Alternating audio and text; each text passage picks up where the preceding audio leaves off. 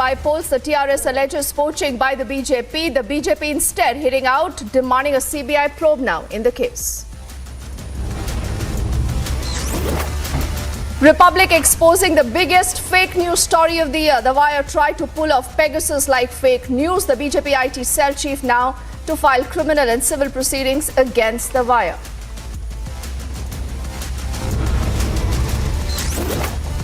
History exposing Jammu and Kashmir betrayal as Rijiju pens down a scathing edit that has facts about Nehru and Kashmir.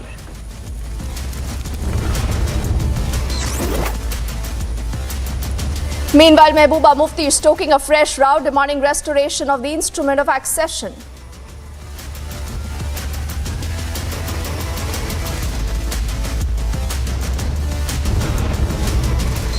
बाईस फरवरी 1949 को पारित हुए प्रस्ताव को अमल में लाएंगे और उसके अनुरूप हम अपने बाकी बचे हिस्से जैसे गिलगित और बाल्टिस्तान तक पहुंचेंगे.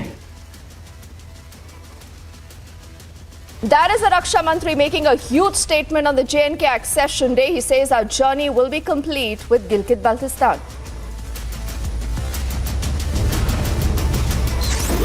And this is a mega showdown in the national capital as the BJP takes to streets against Kejriwal. The AAP instead stages a counter-protest.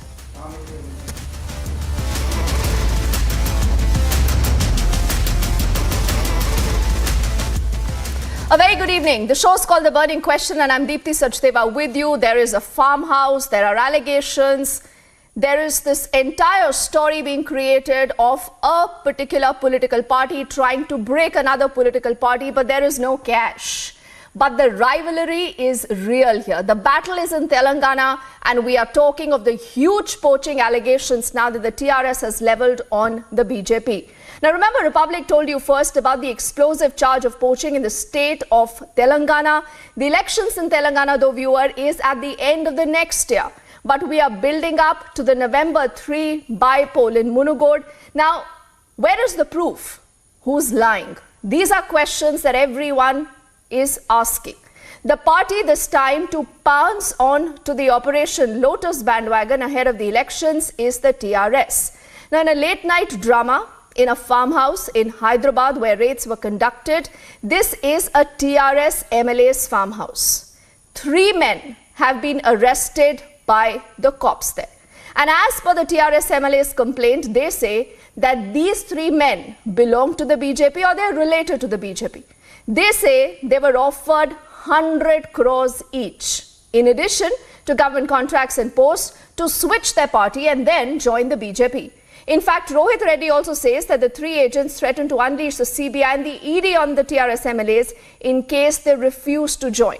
So there are a lot of charges, there are a lot of counter charges, but as I said, the key question is just one. Who is lying now in Telangana? First up, let's decode what has happened so far on the story and then we debate.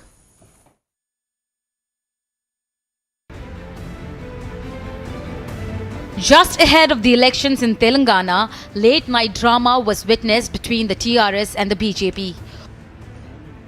4 MLAs of Telangana Rashtra Samiti, P. Rohit Reddy, Bhiram Harshvardhan Reddy, P. Regakanta Rao, Guvala Balaraju have accused the Bharatiya Janata Party of having tried to poach them.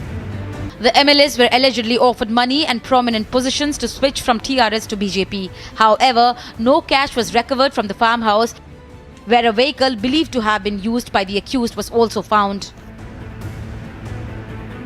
The BJP has rubbished the claims and said that all this is scripted and executed by the KCR government in order to gain sympathy of the people just ahead of the polls. What I was asking is some very serious allegations have been leveled against your party. They say that there was, Mr. Reddy, they are saying that there was an offer given to the TRS legislator. They also are claiming that a meeting was supposed to take place in a farmhouse where the money exchange would have taken place. How do you respond to that? मैं यही बताना चाहता हूँ, where is the money? If money is there, where is the money? Who are the on behalf of BJP? They came inside. We don't know. हम किसको GPA नहीं दिए हैं. अगर कोई पार्टी में जाए तो मैं खुद बात करता हूँ, उसमें गलत क्या है? कोई अगर मेरा पार्टी में शामिल करना है, उसको एमएलए जो इलेक्टेड दूसरा पार्टी से है वो रिजाइन करके मेरा पार्टी में आना पड़ेगा, लेता हूँ, उसमें गलत क्या है? Intensifying the counter against the claims by the TRS party, the BJP has now approached the High Court and filed writ petition. The BJP, in their plea, has demanded CBI investigation into the case. Bureau Report, Republic TV. So who's breaking whom and who is lying? Where is the money? Where is the cash? Where is the proof? We are going to ask those questions and many more that a lot of our viewers have been asking us through this day today. As I say, good evening to our entire panel of guests right now. I see Kishore Reddy, who's a spokesperson of the BJP in Telangana. Yeah. Suresh is a political analyst on the broadcast from Hyderabad this evening. Khaliqur Rahman is a senior leader of the TRS. And Professor Rekha Rao is also a political analyst. She's completing our panel from Hyderabad. Let's first up going to Khaliqur Rahman, who's a senior leader of the TRS. Mr. Rahman, where is the proof, sir? Rekha, I'm just going to come to you, but I think we must set the record straight by getting a BJP versus the TRS battle first up. Rekha, then I'm going to come to you. So, Mr. Rahman, where is the proof, sir? Where is the cash? How much cash are we talking about? The proof is there with the police. Our MLAs, have already given the proofs to the police, and after that, the police, in fact, has lodged the FIR. And then you can wait for all the, evidences and the proofs to come up. And let me tell you, because this is a proven model of the BJP, which BJP have been working on. And they've already toppled, government in about 9 states so far. And they thought that, after Maharashtra, they would try the same here in Telangana. And this was, just before the run-up to the Munugodu by-election, which is just about 4 or 5 days away from today. And but this exercise, in fact, BJP has been doing for the last 1.5 months. They have been, trying to approach our MLAs. But our MLAs were actually waiting for the right time to get these, the agents of the BJP, get them caught red-handed, actually. So that is when, yesterday, when they came here, then one of our MLAs, Mr. Where, Mr. Rahman, sir? I think it's extremely important. It's extremely important, Kishore, that I'm going to come to you. Actually come down to the basics, because still there is proof, still there is evidence. These are allegations, Mr. Rahman. So I just want to ask you that when will that proof come out in the public domain, sir? You just wait, because the police is investigating and going deeper. Yes, I'm talking to you. I'm talking to you. And so there is already, all the details which are mentioned in the FIR, which you read it now, just now. So,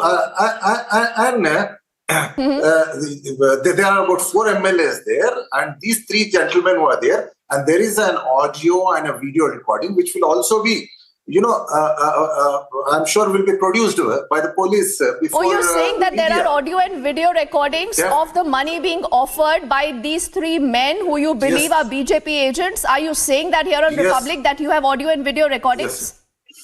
Yes. It will be definitely, because it will be shown, it will be off. Yes.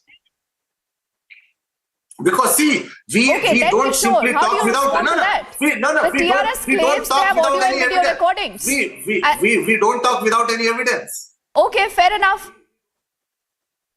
Okay, I have then Kishore, how can you be smiling tonight? Because see, this one, there was another incident like this 7 or 8 years ago. It was called the Note for Vote scam, right? Or Vote for Note scam. See, Revant Reddy, who was then in TDP, he was caught red-handed giving money to one of the TRS MLCs, right, to influence his vote in another election in the No, Kishore, council. I don't have time to go back into history. It's important we talk about today. I want you to tell us very, very clearly whether these 3 men have any links to the BJP or not. I will just make 2 points. First thing is, on that day, the audio and video came out within seconds. As the guy was walking out, it was broadcasted on TV. Now it's more than 24 hours. The TRS promised to expose this, but now KTR has released a tweet saying that all of you keep quiet because the investigation in its preliminary stage. So that's point number one. The second point, Nand Kumar, who is the person from Telangana, we have seen photographs of him with Harish Rao, Santosh Rao, who are the family members of KCR. And he is a partner in a company with KCR's close relative to association-wise, and extensive images with other TRS leaders. And thirdly, he is so vulnerable that one of his partners in one of his companies was caught when he was transporting what is called illegal tobacco products. And there is a police case pending against him. And he's involved in land deals where he has land disputes, which can be influenced by the TRS to make him say whatever they want to say. Kishore, help me understand this. Are you saying that the TRS orchestrated this entire drama? Are you saying this? Absolutely. Otherwise, they would have come out with the proof. Why? And there would have been a BJP leader and there would have been money. See, there is no money, there is no BJP leader involved, and the close connection and nexus between one of the accused and actually one of the MLAs and the accused have hand in hand like this with the entire family. And there is a picture of Harshvardhan Reddy Biram, who is an MLA from Kolhapur, and Nand Kumar. See, not that, both of them. Kishore, I think it's dangerous to go down that territory when you talk of pictures, because in political life, I think you have pictures of netas with almost anyone and everyone. You know, if pictures then are going to be the proof, then it gets difficult to prove that case. That is why I asked for substantiated proof. But before I come back then to the political battle, Suresh, and then I'll get in Rekha. Suresh, how do you look at this? Is it just limited to the Munugode by-polls, or there is more to this story than meets the eye? Well, I don't want to go back to history, as you rightly said. But remember, at Congress, the 2018 elections, assembly elections, had 19 MLAs. 12 of those MLAs defected to TRS. Yes. They were purchased outright. They didn't attract the anti-defection law because the exact number of MLAs had defected. Do you mean to say that they were not offered any money? They were offered tons of money. They were offered positions. And interestingly, some of the MLAs you saw sitting there were also part of the Congress at one time, but we will not get into that debate. The point here is the police, the role of the police in this. The police claim there is audio and video evidence. Remember the JMM case in the Supreme Court? The court threw out the evidence saying video evidence and audio evidence in a sting operation is not admissible as evidence. Mr. Khalikur Rahman should know the basics of this. Yes. It is not admissible in a court of law. So what is the proof then? There is no proof. Last night I was watching the live telecast. They were saying 100 crores. The police themselves said 100 crores were caught. I was like stunned. I mean, 100 crores. Never seen that kind of money in my life. Never seen a crore rupees. And then it came down to 50 crores. Then by the end of the day, it was 10 crores. Then they said 5 crores. Then they said 1 crore. And finally, the cops said there's no money involved. Now, this is an interesting thing. I mean, the police commissioner comes and addresses the press conference, again in violation of the Supreme Court direction that when an ongoing investigation is happening, the police have no role to accuse anybody. Every person is innocent until proven guilty. And what does he say? We will interrogate the accused. You cannot interrogate the accused unless he is in custody. The person is not yet in the custody. You have not even gotten the remand. So Suresh, you believe there is something fishy here? You go with the entire BJP's theory here of this entire thing being orchestrated? No, I look at the proof part of it. Where is the proof? You go to the court tomorrow. When the remand comes up tomorrow, interesting, or even the High Court case, the first thing any judge would ask is, where is the proof? Yes. These people, so we have video recording, we have audio recording. No, not admissible. We have statement of one of the MLAs, not admissible, because the MLA statement cannot be taken as a proof against another person. That person can rebut another proof against this person. It is not admissible. This is a case that fell flat on its face. Most important is the role of Stephen Ravindra, the Commissioner of Police, Cyberabad. He is making political statements. A police officer of an IPS cadre cannot do this. It can be an investigating officer, but a police officer of an IPS cadre. Suresh, I think these are serious charges, serious questions being raised, and that is why, Rekha, we believe here that this entire episode is throwing up more questions than it answers. But how do you read into the entire sequence of events, Rekha? Being in Hyderabad, the hot place where the thing is happening, I would take you to around 10-15 days back, where the stars of BJP Telangana, for example, Honorable Cabinet Minister Kishan Reddy sir, then Bandi Sanjay, the party president of this place, then MLA Raghunandan sir, then similarly Lakshman sir and Vishweshwar Konda sir. These people, since last 1 month, they are claiming that very soon 2 to 3 MLAs, ministers are going to join BJP. Why they said what they said at that time, we were very innocent, we did not know, but now when we connect this and to that, we find strong connection. They also were also saying that once Munugodu elections are over, the vacancy will be full and we cannot take anyone else. So they were tempting, calling, inviting TRS party. So this is a proof. And again, our Republic TV coordinator who coordinated with me, Mr. Pranjal, I have sent the videos, which I would, if possible, you can show it. Let the whole nation know the truth. It is not about drama. It is not about disaster. It is all about the truth. Is it possible, ma'am, to show those clippings what I have shown? What it is very truth? much Rekha, just for a moment, like a voter, because we are talking of public representatives. We are talking of public representatives. All gentlemen and Rekha will agree with that. And it's extremely important that you be accountable to the viewer. You be accountable to your voter today, Rekha.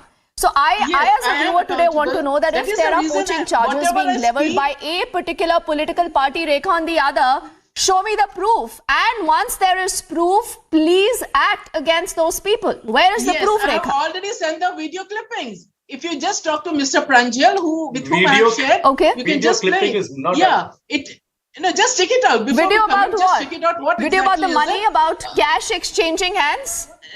No, it is about telling that TRS guys are going to join. Why did the biggies like Honorable Minister Kishan Reddy say? It is not a small thing. So that is what. And when we talk about Kishore is having a good laugh. Kishore is having a good laugh. But I have a very serious question to ask of Khaliqur Rahman. And again, Mr. Khaliqur Rahman, is it? Yes, Rekha. I think let's come back to the politics of this, because politics is at the center of this. You have a BJP that continues and it wants to cement its position in Telangana. Mr. Rahman. Yes, Rekha, just give me 30 seconds. I want to ask this quick question of Mr. Rahman. Then I want to talk. Please. Yes. Yeah. Okay, Mr. Rahman, this is a KCR that wants to go national. KCR has even launched his national party. We do not see him getting a lot of traction otherwise. He is threatened in his own bastion. Is all this unnerving him? On top of it, you have the Congress right now also in Telangana with the Bharat Jodo Yatra. So I just want to figure out what's going on with the TRS. Are you really unnerved with what's going on? Are you feeling threatened in your own bastion, the reason why all this is orchestrated? See, as far the TRS is concerned, TRS in fact, has been gaining the ground day by day in Telangana. It is the BJP who is rattled actually, and BJP is already forcing their defeat. And because of that, these are all, the tactics which BJP is actually adopting. And these are all not the new tactics for the BJP, because these are all the proven tactics. And if you look at the pattern in which the BJP carries out this kind of operation, it is very evident how they have done it in Goa, how they have done it in Maharashtra, and the same way they try to... No, that is another story. No, Mr. Rahman, Mr. Rahman isn't the shadow boxing. Until and unless you put out the proof, unless and until you have the cops putting out proof in the public domain, is this not shadow boxing? It is not at all, because there is a proof. The police is investigating, and police will definitely come out soon with the proof, and it will be known to the entire nation. Okay, let me then ask you this: Are you ready for a CBI inquiry into this, as the BJP wants? We are or a retired judge looking into the entire case? We are open for any kind of inquiry. Okay, then you won't say that we don't trust a CBI investigation because the CBI is ultimately in the hands of the central government. You won't say that. CBI definitely is under the hands of the central government. ED and BJP, ED and CBI, they are under influence. Where is the doubt? There is no doubt at all. And and when we talk because I don't have to say that, but Rekha, then who investigates the case? Who investigates the case? Who if the state police is not able to put out evidence, The TRS is putting out its own story. The BJP says we have nothing to do with this. Are you just confusing the voter then? Is the TRS only confusing the voter?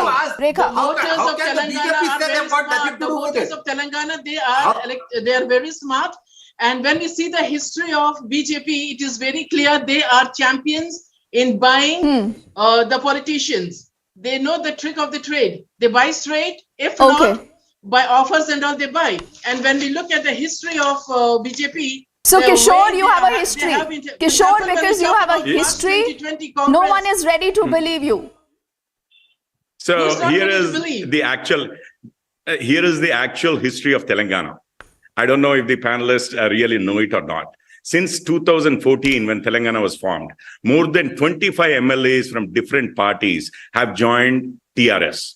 As Suresh Kochatilji just now said, 12 of them this very term after 2018 from Congress itself, where 12 out of 19, when they were not 2/3, one of the Congress MLAs who remained in Congress became an MP and resigned. So it became 2/3. The speaker kept the disqualification motion waiting until that date so that it could become a non-disqualifying event, right? Many of these who joined, none of them actually resigned their original party and joined TRS and fought an election on the new TRS symbol. None of them out of the 25. The two people that joined BJP, right, one from Rajendra Garu from Huzurabad and Rajgopal Reddy Garu from Mungodu. What are you doing right now in 2022? I'm curious about that. Why are fingers being pointed again and again at you? I remember the Aam Aadmi Party saying much the same, that a lot of their MLAs have been offered a lot of money by the BJP.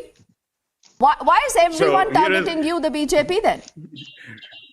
So everyone targets the winner, obvious, right? I mean, wherever people are going, that's where you target. You don't target somebody who is insignificant and who is not a threat to your future, right? I mean, in the last few days, for example, one ex-MP from TRS joined the BJP and 4 members of the BJP went and joined the TRS. And if they are not in touch, how will that happen? I mean, in politics, yes, people are in touch with each other and people have a right to change parties.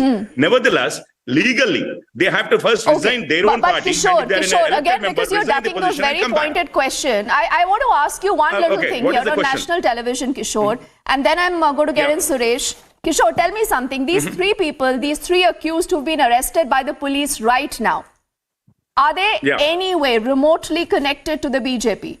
Because there are pictures of them also with the BJP netas, like you're claiming, pictures also with the TRS netas. Are they known to you, your political party, your netas? Exactly, that's the point, right? I mentioned the TRS pictures just because the only association of these 3 members that the TRS is accusing us of is from these photographs. There is no other evidence. The people were there, sitting right there. The 4 of them were sitting right there so that they can be videographed, the 4 MLAs. The 3 of them were sitting at another table and everyone was empty in their hands, right? The only thing that they were claiming is the photos of these 3 accused with BJP leaders. So as a counter, I said, one of those, the primary accused, actually has more photographs and is much more related, even from a business point of view, or even on a dependency from the government to take benefits. Okay, now come on. It's getting even more bizarre. So that's all someone has more pictures, so someone is more related. But one second, Kishore. I think we need to come back to a very serious debate. And Suresh, what do you think needs to be done now? And then I'm going to give the last word to Mr. Rahman. But Suresh first. What should be done next? No, I think nothing can be done because see, what Mr. Khalikur says strangely is that the police will find proof. I mean, how can you assume that there's proof? The police have to investigate first. That means you have already kind of prejudged the entire thing, saying there is proof. So you manufacture proof. Those bags which were shown last night on television and local Telugu channel, where are those bags gone? Where are those vehicles gone? That is my question. Rekha ji, another thing I want to remind you about is the only person who got convicted for bribing MPs was Prime Minister of the Congress Party. Please remember that. For bribing the JMM MPs in the Lok Sabha. That is what we need to remember. See, the entire thing boils down to one simple thing. These 4 MLAs, even if they are joined BJP, Suresh, I'm running out of time. But it's important to ask Mr. Rahman what's going to happen next. When is the police going to be putting out the proof, Mr. Rahman? Just wait. and watch. Police will come out soon with everything. Police is the entire evidence is there in the hands of the police, and police, in fact, is corroborating. Are they waiting for any directions to come from your chief minister? No. Our police works absolutely independently without any pressure. It is not the central government, the Home Department, which works under the directives of the central government. It is the state police. And one more thing. In fact, just now, it was reported that because these three gentlemen also played a very vital role in toppling the government in Maharashtra. Because I think that aspect, the media should try to find out and raise. And there is another story, Mr. Rahman. There is so much juice on this story because there is a lot of buzz saying that a lot of channels, a lot of favorable channels, again close to the TRS, were already pre-informed about the raids. They had reports of the raids much before the raids even happened. Is that true? Just yes or no? I have absolutely run out of time. No.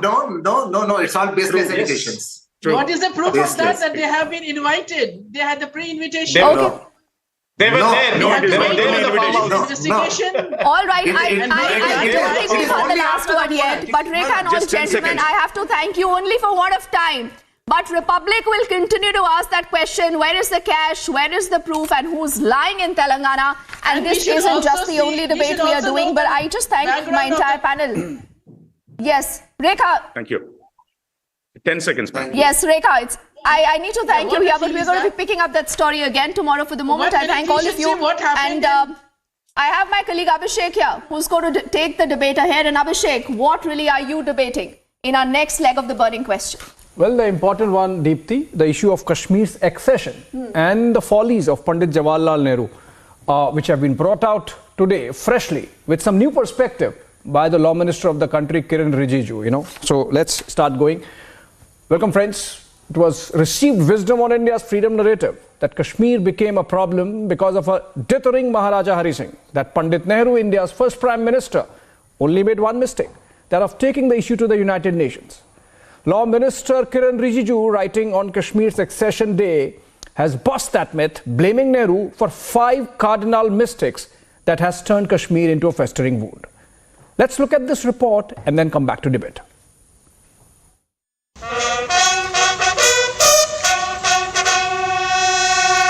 India is marking 75 years of army intervention in Kashmir against Pakistan terror.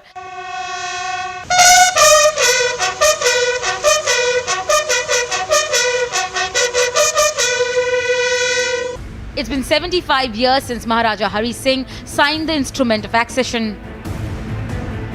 But it is only now that events preceding the accession are coming to the fore.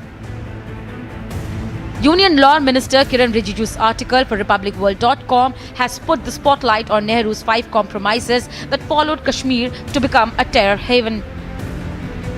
He writes that Nehru delayed acting on Maharaja Hari Singh's request for 3 months, allowing Pakistani terrorists to set base in Kashmir.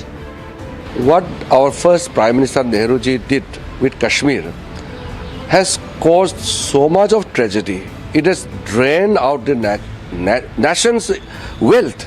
It has taken away lives, unaccounted lives of the Jawans and the civilians. 72 years after the alleged compromise by Nehru, the Modi government completely integrated Kashmir. राष्ट्रपति संसद की सिफारिश पर यह घोषणा करते हैं कि यह दिनांक जिस दिन भारत के राष्ट्रपति द्वारा इस घोषणा पर हस्ताक्षर किए जाएंगे और इसे सरकारी गैजेट में प्रकाशित किया जाएगा, उस दिन से अनुच्छेद 370 के सभी खंड लागू नहीं होंगे. But Rahul Gandhi claimed that BJP has ruined the good work done by the UPA. Can Congress preach on Kashmir? Will they admit they compromised on Kashmir in 1947? Bureau Report, Republic TV.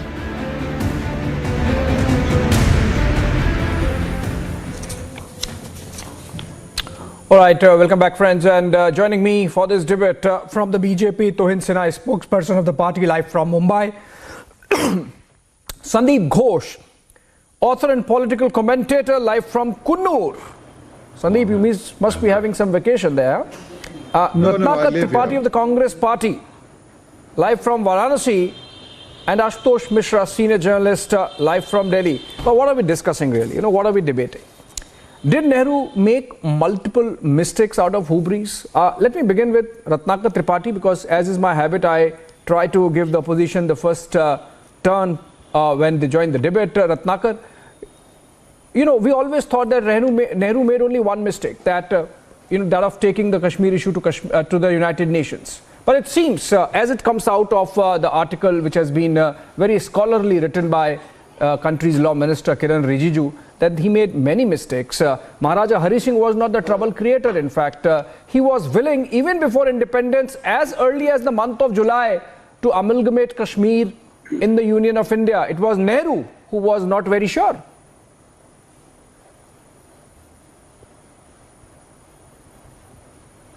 Oh, let him rewrite the history. You are already full of praises for Kiran Rijiju, I think. I can't pronounce his name properly. So was he born that time? Neither was I nor you. That's very bad. And let me just tell you one That's very bad. The whole are you suggesting that northeast of India is not the mainstream and that's why you can't get his name right? That's very bad, Ratnakar. No, I am not saying that. You are twisting, sir, please. Don't put any words in my mouth. When did I say so? You didn't I said say I so, can't pronounce the name properly. Go ahead. You said you can't get his name right. Why can't you get the name right of the law minister of the country? He has been the minister for the last 8 years. He's a senior politician. See, I said Kiran Rijiju, right? If I can't take the name properly in one go, okay, does that insulting? What are you talking about, sir? No, then go ahead. You got the name right now. Please go ahead. My question is, Mr. Tripathi, my question is, did Nehru make more than one mistake on Kashmir as is made out by the article written by the law minister of the country? Sir, they cannot rewrite the history. I am just quoting. I was just telling you the whole Kashmir issue lies on the shoulders of Mr. Shyama Prasad Mukherjee, the known barrister. On 26 June 1952, in the parliament debate, in the parliament speech, he categorically said, very clearly he said, that so far as the position on 27th October 1948 on Kashmir is concerned, the matter is history. There was Mr. Jinnah standing on the door of Kashmir, and I agree with the Prime Minister when he says so, that had we been 24 hours late, Srinagar would have fallen. And who knows, the history would have been written in a different way. The Maharaja is gone now. The Maharaja functioned as the constitutional head of the Kashmir with hands completely bound. A dignified rubber stamp. I just go with Shyama Prasad Mukherjee. Shyama Prasad Mukherjee from 1946 to 1950 was the member of the cabinet of Pandit Nehru's ministry, was the member of Constituent Assembly, and was he wrong? And Mr. Rijiju is right. You don't twist the history in your favor. No, Mr. Ratnakar. He said, I agree with the Prime Minister. Okay. I understood. Let's Mr. Tripathi, you come from Varanasi. Let's be a little more scholarly. I took your point. Now, just to give you perspective. You have not read the article written by the law minister. He has some resources at his beck and call. I think that's why. You have second time insulted me. No, sir, please make it clear. How do you... No, Mr. Tripathi, listen. I am just adding to the debate. We are having a scholarly debate. What's wrong in that? Mr. Tripathi, listen, you come from the hallowed traditions of Varanasi, which is known for its debating, and you are a fantastic representative of Varanasi, I must say. But Mr. Tripathi, listen, you quoted Shyama Prasad Mukherjee from the month of June in 1952. Mr. Tripathi, please listen. Listen. I am adding to the debate. We'll take it forward. In the parliament. Okay, 26 June 1952, point taken. Now, the Kiran Rijiju article quotes. He spoke about the history of Kashmir, sir. It is not the matter of 26 June. Okay, understood. Let me take this debate forward. There are three others to join There are three others on the panel who have to be included. let me take the debate forward. Okay. So the article quotes a speech made by Pandit Nehru on July 24, 1952, in which Pandit Nehru acknowledges that it was sometime in the month of July that they were approached for accession of Kashmir, but they themselves put the condition to both the sides. The other side has been introduced apparently by Pandit Nehru, which is Sheikh Abdullah, and said that Kashmir is a special case and it would not be right or proper to try to rush things there. This is in the month of July of 1947, and Pandit Nehru is speaking on July 24, 1952 on the floor of the House in Parliament.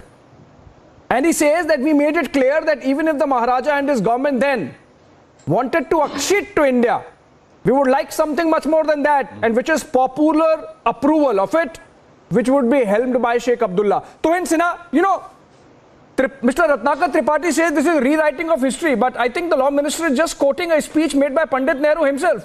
Why should anyone object to that? Good evening, Abhishek. Good evening to all the panelists and to your viewers. Well, I 100% vouch for the... Why did you take it? You know, Abhishek, I okay, Mr. Tripathi, let Tuhin speak. Tuhin, go ahead.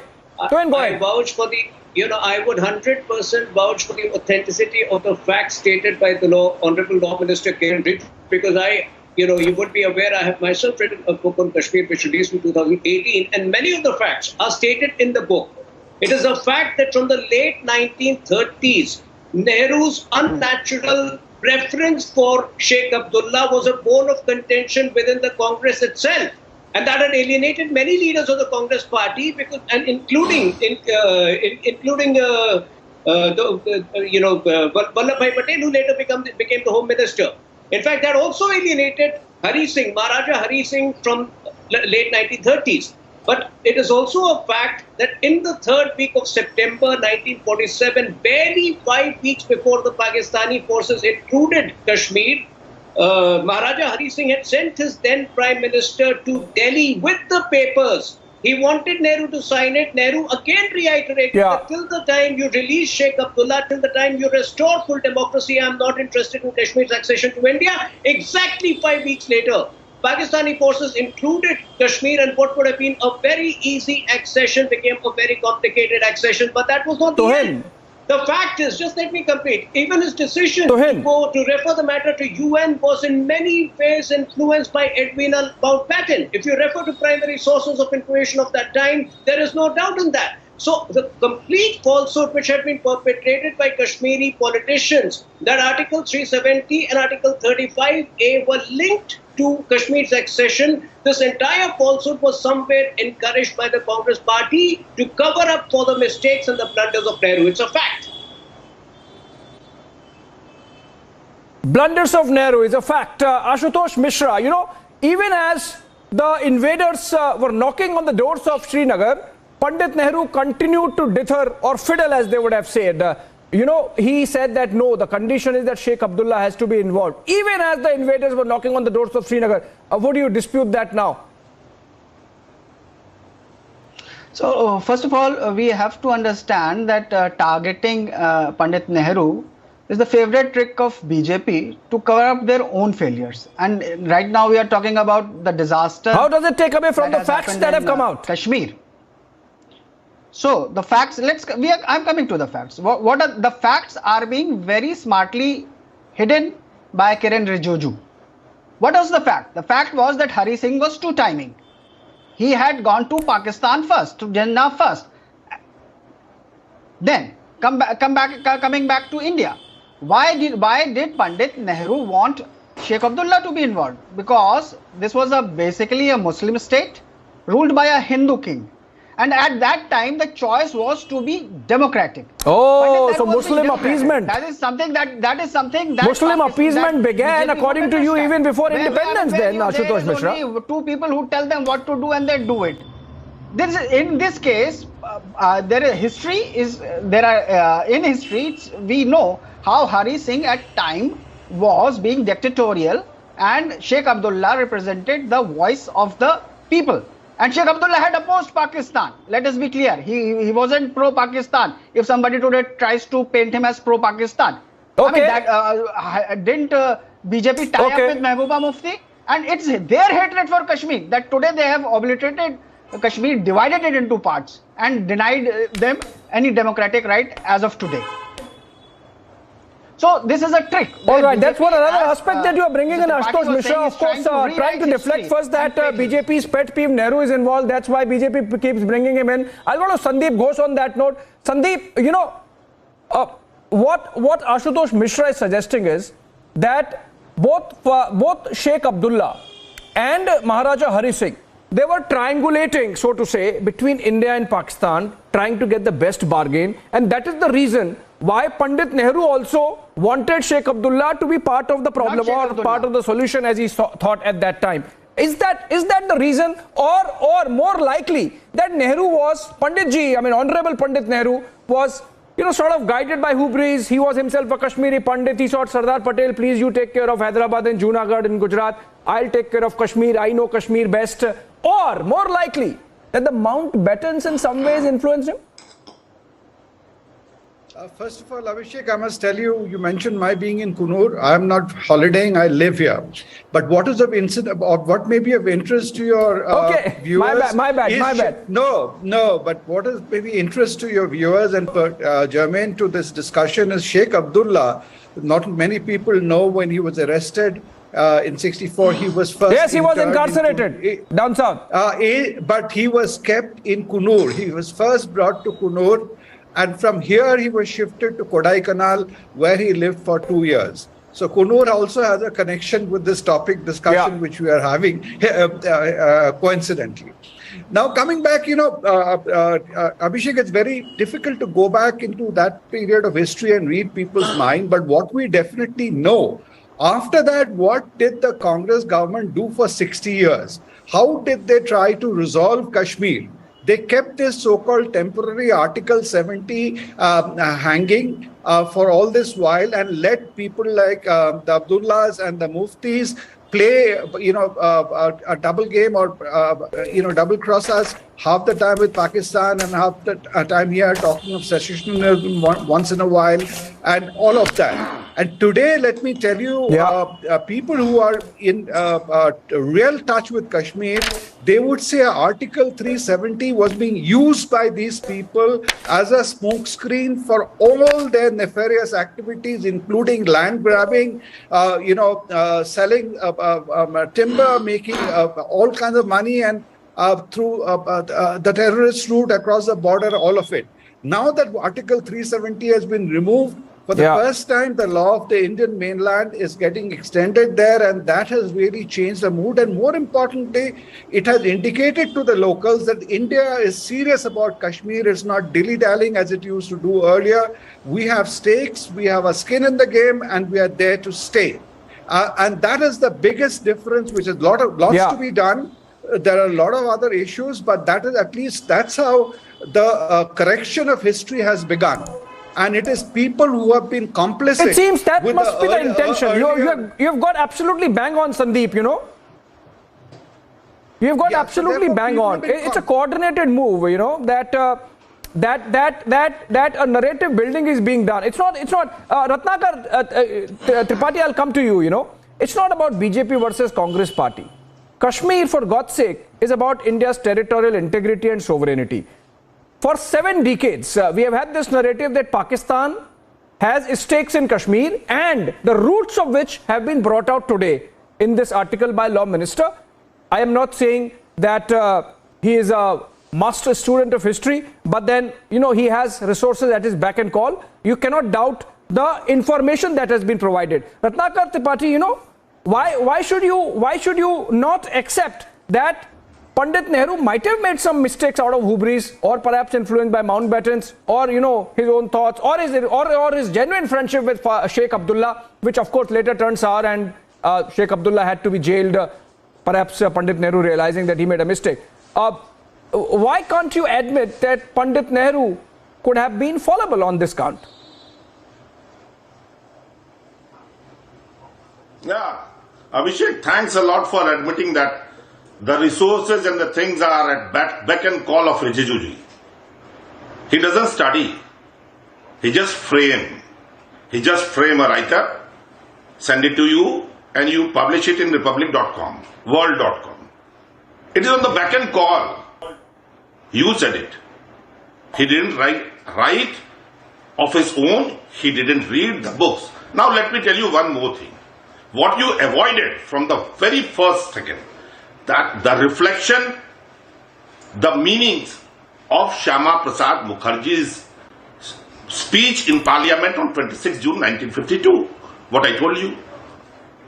He said, again, the Maharaja is gone. The Maharaja function, please. Oh, Ratnakar Tripathi, you are beating around the bush. You are done with your argument. Now let me take it forward. Just let me take it forward. Let me take it forward. The instrument of accession, which Maharaja Hari Singh signed, Jammu and Kashmir signed with India, was exactly the same that was signed by 500 plus other states, other princely states. Now please tell me how this Article 370 comes in. How this Article 370 comes in, how this precondition of satisfying the ambitions of Sheikh Abdullah come in. It's only a product of Pandit Nehru's, ideas, hubris, influences or whatever. I will tell you, please, stop your horses. Abhishek, please stop your horses. I am telling you. The Article 370 came with the consent of Shyama Prasad Mukherjee. On 9th January 1953, he wrote to Abdullah and Nehruji both that we truly and readily agree to accept Sheikh Abdullah as the governor, as the head of the Kashmir in any special manner, and such the time he want to, with Ladakh and Kashmir as integral part of India. That is the time on 26 June 1952 he said that the matter is history. He said that Maharaja Hari Singh functioned as the constitutional head of Jammu and Kashmir with completely bound hands, a dignified rubber stamp. And in that speech he said, Sheikh Abdullah, Mr. Jinnah was on the doorstep of Kashmir. So he was the part of the decision. So is Kiran Rijiju condemning Shyama Prasad Mukherjee, or only he is condemning Pandit Jawaharlal Nehru? The decision was passed in Constituent Assembly. He's not condemning, he's just bringing out some facts. Tohin, you wanted to get in on this. Ratnakar Tripathi continues to maintain that Pandit Nehru did whatever he did in good faith, and because Sheikh Abdullah was already a stakeholder, that's why he had to be involved. Abhishek ji, let me ask one question from you now. You just tell me, do you doubt Shyama Prasad Mukherjee's integrity and his Deshbhakti? Just tell me one thing, that will be clear. No, Tohin is representing Shyama Prasad Mukherjee here. Let Tohin respond. Of accession of Kashmir, of not going with Maharaja in that Tohin. Now you can get in here. You can get in here because according to Ratnakar Tripathi, Shyama Prasad Mukherjee was integral to the decision making on Kashmir. He being a minister in the Modi cabinet, beg your pardon, in the Nehru cabinet at that time. I mean, most of the cabinet members were in disagreement with Nehru. You should spurn it with proper facts. Point is, when did Article 35A come into being? It came into being a good 7 years after Kashmir became a part of India on 6th May 1954 through a presidential order. And why did it come into being? Because that was to mollify the people of Kashmir who were very upset with Nehru because of his complete mismanagement of the Kashmir conspiracy case. I'm asking a very simple question. Till date, have you heard a single Congress member contradict the falsehood of Kashmiri leaders that Article 35 and 370 were linked to the accession of Kashmir to India? If Article 35 was brought in 7 years after Kashmir became a part of India, how was it linked? The very fact that no Congress leader contradicted this shows a guilty feeling they have. They wanted to cover up for the mistakes and the misjudgments, miscalculations of Nehru, which they have been doing for the last 7 decades. The time has come to bury that. Time has come to make a fresh start. Let me quickly. Not be made till you acknowledge, till you honestly accept the mistakes of the past. We are reminding the Congress of their mistakes. Okay. Ratnakar Tripathi, you got the maximum time. Let me just quickly get in last 2 quick words from both Ashutosh Mishra and Sandeep Ghosh. Ashutosh Mishra, Maulana Hasrat Mohani in the Constituent Assembly debate said, and he was a Muslim representative from the United Provinces, he said, he questioned the extension of the special status to Jammu and Kashmir under Article 350. Your quick 30 seconds, Ashutosh Mishra. The first thing we have to understand was the special circumstances that stood then. As I had told you earlier, Hari Singh was two-timing with Pakistan, and he was held by British to suppress democratic aspirations of the Kashmiri people led by Sheikh Abdullah. Now, what led to... Ashutosh Mishra, my last word has to go to Sandeep Ghosh because he has not been able to speak beyond one intervention. Sandeep Ghosh, you think in the light of the information that has been brought out today by the Law Minister of the country, had Pandit Nehru been a little more hard-nosed, as Sardar Patel was towards Hyderabad and Junagadh, perhaps Pakistan would not have been a stakeholder today in Kashmir as it is. I'll only say that when I hear of Shama Prasad Mukherjee being blamed for the Kashmir situation, as a Bengali, I almost feel like laughing. The gentleman lost his life in Kashmir in circumstances we all know. Why did he? If he was in favor of the the current state of Kashmir. In fact, Ratnakar Tripathi, thank you so much, Sandeep Ghosh, and of course Ashutosh Mishra, Ratnakar Tripathi and Tuin Sinha for joining us. Ratnakar Tripathi, of course, making a mistake, forgetting that Shama Prasad Mukherjee actually quit the Nehru cabinet on the issue of Kashmir. Friends, the Modi government might have had something in mind by bringing under the lens the origins of Kashmir issue. It's not a BJP versus Congress issue. Coming as it did on the accession day, and when the defense minister of the country, Rajnath Singh, raised Gilgit-Baltistan once again. If all this is being done with an objective in mind, let's hope that the flawed narrative of Pakistan's stakes in Kashmir is sorted forever. Thanks for watching. A short break, and Arnab Goswami on the other side with the debate.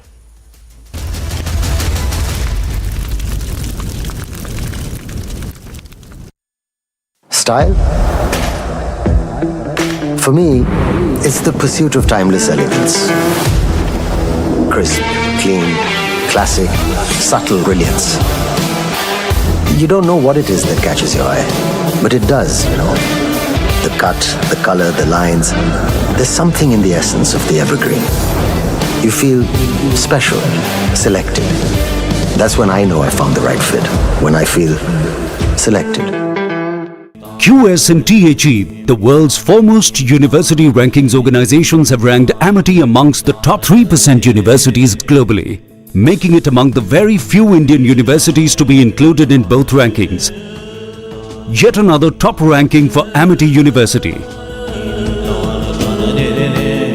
आग को फैलने से रोकना मुश्किल है, पर नामुमकिन नहीं। अब फायरवॉल टेक्नोलॉजी के साथ सेंचुरी प्लाई क्लब प्राइम आग से बचाए। The CDS General Anil Chauhan attending the wreath-laying ceremony on the occasion of Infantry Day at the National War Memorial. The ceremony will be followed by the reenactment of the historic event of the Badgam landings, beside presenting mementos to veterans. And turns, here's a look now at other big stories today. Now, after the BRS alleged that the BJP is trying to poach their MLAs, the party's national vice president DK Aruna has denied the same, stating that this is just foul play by the Telangana government ahead of the by-polls. All their efforts of framing her party will go in vain after it will be proved that they had never come across the 3 MLAs. इसमें BJP party का कुछ भी इसमें वास्ता नहीं है, कोई संबंध नहीं है। जो लोग वो लोग बोल रहे टीवी में, जो बता रहे 3 लोग, हम तो कभी उनको देखे नहीं है हमारे पार्टी में। उन लोगों को वो तीनों कहाँ मिले, उनके फार्म हाउस में क्यों लेके गए? यहाँ तेलंगाना के सीएम साहब ने उनके पास जो भी पैसा कमाया तेलंगाना के लोगों को लूट के कालेश्वरम प्रोजेक्ट के नाम पे। A fierce clash ensued between 2 groups over a petty issue in Hardoi in Uttar Pradesh in the intervening night of Wednesday and Thursday, in which a father-son duo succumbed to their bullet injuries. According to sources, one side fired fiercely after attacking the other side's family with sticks.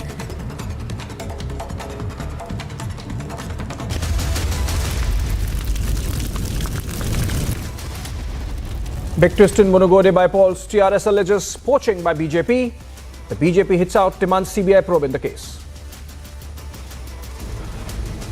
Republic exposes biggest fake news story of the year. The Wire tried to pull off Pegasus-like fake news. BJP IT cell chief to file criminal and civil proceedings against the Wire.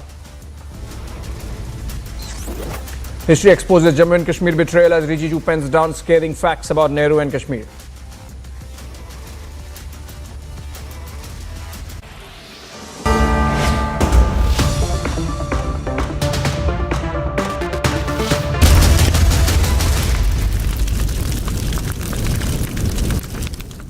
QS&THE, the world's foremost university rankings organizations, have ranked Amity amongst the top 3% universities globally, making it among the very few Indian universities to be included in both rankings.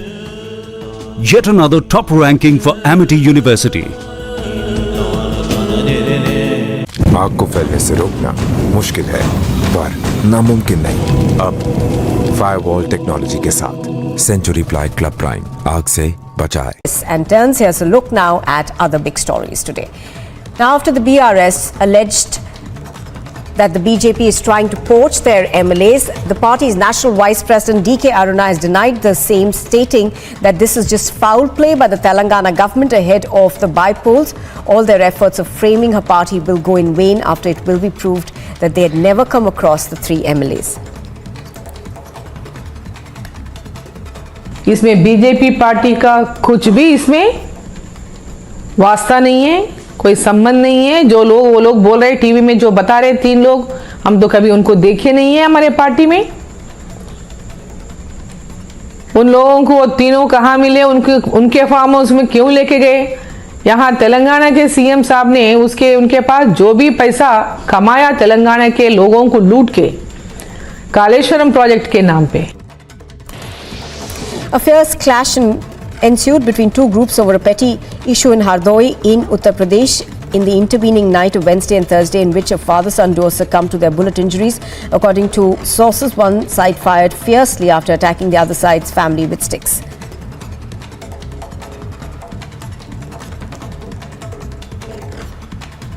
Babu Singh, उनके बेटे की death हो गई है, 2 अन्य घायल हैं। और इस संबंध में अभियुक्तों की गिरफ्तारी के लिए कई टीमें लगाई गई हैं। जो मौके पर पता लगा है, किसी मामूली सी बात पर जो अभियुक्त है वो हमलावर हुए थे और बात बढ़ गई, जिसमें कि 2 लोग की मृत्यु हो गई है। The CDS General Anil Chauhan attending the wreath-laying ceremony on the occasion of Infantry Day at the National War Memorial. The ceremony will be followed by the reenactment of the historic event of the Badgam landings, beside presenting mementos to veterans. And turns, here's a look now at other big stories today. Now, after the BRS alleged that the BJP is trying to poach their MLAs, the party's national vice president DK Aruna has denied the same, stating Delhi Chief Minister Arvind Kejriwal has played a Hindu card before the elections. There should be Lakshmi and Ganesh pictures on Indian currency. The police station can be seen being vandalized in Khan Market, and vehicles were also set on fire. UAPA invoked in Coimbatore blast probe as chemical substances are seized. A rape convict Gurmeet Ram Rahim, convicted for rape and murder, is out on parole and has featured in a music video that is racking up the numbers on YouTube.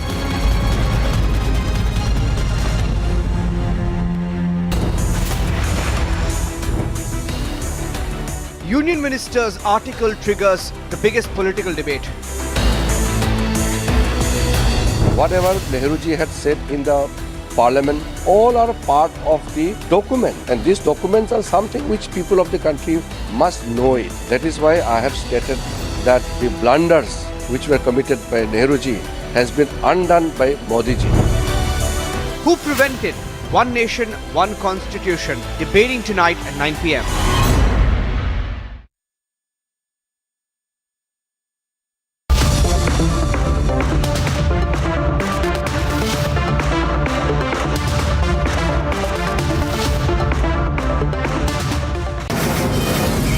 From the Mumbai studios of Republic TV, it's time for Arnab Goswami on the debate.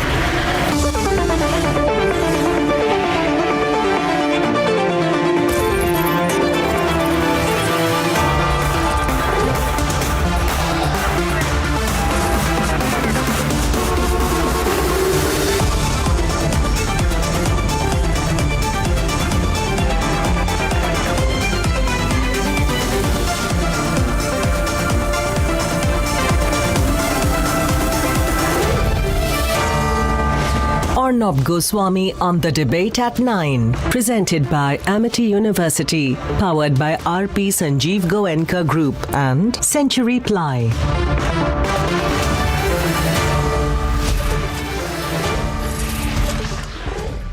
Good evening and welcome, viewers.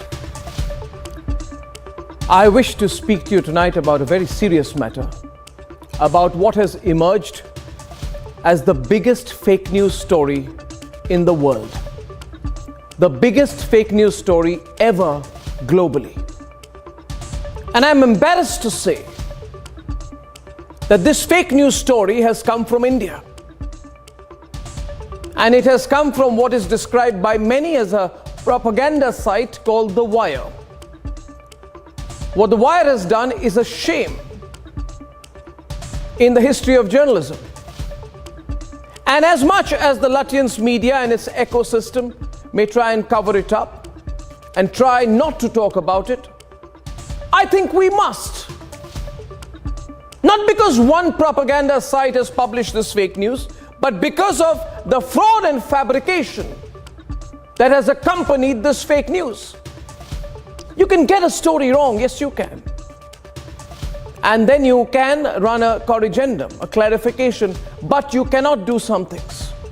You cannot fabricate and then produce fabrications after fabrications after fabrications and insist that all these fabrications and falsehoods are the truth, which in this case the Wire has done. You cannot. If you have an ounce of ethics, have fake emails, fake screenshots, fake URL addresses, fake evidence all put out, and then play on the minds of Indians and tell Indians that they must pay money to support this fakery which they were passing off as journalism. It is just abominable. Today you have global organizations that are rightly calling out The Wire and saying that this is a case of forgery and fabrication of the worst kind. Something you cannot imagine any news organization, even a propaganda site, doing. Viewers, there is a fabricated mail from Meta, which is the parent company of Facebook, a complete fabrication. 100% fabrication that has been put out. Can you believe it? And all done to claim that India's ruling party has some special access to harass you, to harass Indian citizens, to violate your rights, to violate your privacy, and manage the narrative. All lies, 1000% lies. And today we know this is 100% lie. And yes, we at Republic want a conversation on this. Why not? Why shouldn't we? Tell me, viewers, how many more lies must be published? How many more fabrications and falsehoods should be passed off as news before you say enough is enough? Based on this kind of fake news, our country has been vilified. Global media organizations have published commentaries, analysis of how India is a mess, about how our democracy is falling apart. Some say we're not even a democracy, how our democracy is under threat. Globally, these kind of lies, analysis has been put out. But now that the falsehood has been exposed, none of those global media organizations have the decency, the basic decency to say we were totally wrong. And in fact, we were instrumental in putting out a falsehood. Viewers of Republic, for years since we have launched, we have fought on this network against these forces who incite people, who mislead people, and who, I am ashamed to say, collect money by claiming to be victims. And those who, because their political masters are out of power today, will go to any extent to damage our country. And tonight I call upon you to reflect on this backsliding of ethics, to reflect on this total compromise of basic journalistic values, and ask yourself whether this fake news story, arguably the biggest in the world, is being hidden by those in the Lutyens media who think that the authors of this falsehood, the authors of this fabrication, the authors of this fake news must be protected and not exposed because they are one of them. This time it's crossed all limits, ladies and gentlemen. We're debating that at 10 o'clock today. We're debating the biggest fake news story of the year, exposed tonight, because I believe the liar wires cannot deny it anymore. This is a campaign which must be exposed. And my first debate tonight on an equally contentious subject, I've said it always, if there is one man who has compromised this country, it is this man who became the first Prime Minister of the country. He's compromised our country's security. He's compromised our country's sovereignty at times. He's compromised the northeastern part of the country. And we know today that he's also compromised Kashmir. Nehru compromised India. That's debate number one. And here are the headlines. This Thursday evening on the debate tonight. Truth about Nehru's Kashmir compromise sparks a big debate. Congress fails to counter the minister's argument. Who delayed accession? The big fake news story, ladies and gentlemen, being talked about across the entire world, global organizations calling out the wire on its fake news. Now the wire is facing serious legal trouble as the BJP's Amit Malviya says he's going to sue the site for fabrication of evidence. A day after poaching claims, the BJP hits back, calls it drama and seeks a CBI investigation. And India loses a legend. The multi-talented veteran Assamese actor Nipon Goswami passes away at the age of 80.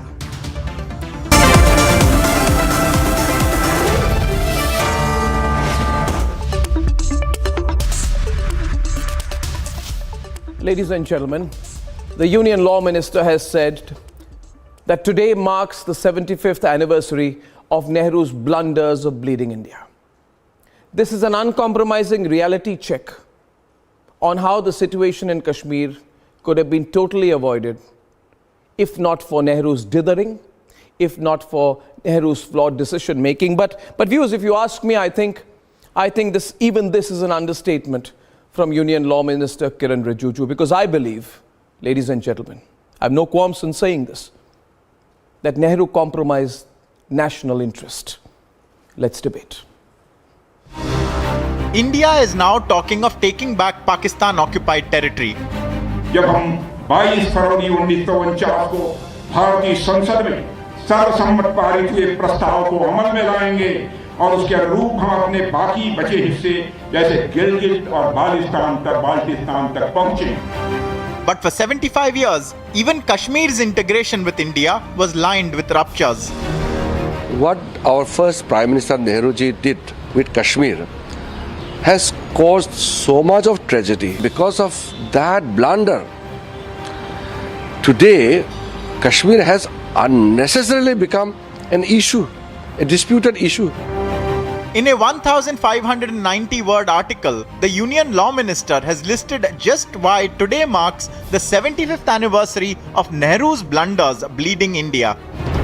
What blunders committed by Pandit Nehru ji has been corrected, has been undone by Modi ji. That is why I thought today is a perfect anniversary, perfect occasion to bring out the truth in front of the people of the country. The Gupkar gang that had much to say yesterday is silent. जो parliament में 1949 में जम्मू कश्मीर के हवाले से जो 370 का मुद्दा यहाँ की स्पेशल स्टेटस का मुद्दा है, उसको उन कागजों को निकाल के पढ़े. अगर वो चाहते हैं कि जम्मू कश्मीर का रिश्ता जो है वो जायज तरीके से मुल्क के साथ बने रहे, तो उनको 2019 का फैसला जो है उसको बदलना पड़ेगा. But the BJP is confronting the Congress head on. Jawaharlal Nehru ji की जो ये 5 भूल थी, इसको दबाए रखने का एक कुंठित प्रयास कांग्रेस पार्टी द्वारा किया गया, जिसमें झूठ फैलाया गया और सत्य को दबाया गया। Did Jawaharlal Nehru prioritize installing Sheikh Abdullah over an integrated India? Could the consolidation of Pakistan in 1947 have been avoided sooner? हमलावर खबरदार, हम कश्मीरी है तैयार, हमलावर खबरदार, हम कश्मीरी है तैयार। Was it not a mistake of Himalayan proportions to take an internal Kashmir issue to the United Nations? UN के अंदर जाने का निर्णय भी प्रधानमंत्री जवाहरलाल जी का व्यक्तिगत निर्णय था और मैं मानता हूं एक हिमालयन मिस्टेक थी, हिमालय से भी बड़ी गलती थी यूएन में जाना। The Congress is in denial mode. किरण रिजिजू जी पुराने इतिहास से शायद वाकिफ नहीं है और जो ये बातें कर रहे हैं वो अपनी जानकारी की कमी का सबूत देते हैं इससे वो। And Farooq Abdullah is yet to talk about these historic realities that are at the core of every problem faced today.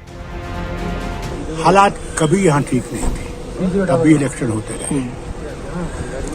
आपको याद होगा कि जब मेजर फ्लड्स आए उस वक्त भी इलेक्शन हुए, जबकि हमने उनसे गुजारिश की थी कि इसको थोड़ा सा डिले नहीं किया और आज 3 साल से इलेक्शन नहीं हो रहा है। ये हाल It's time for the bitter truth on how Nehru compromised India to see light. Let's debate.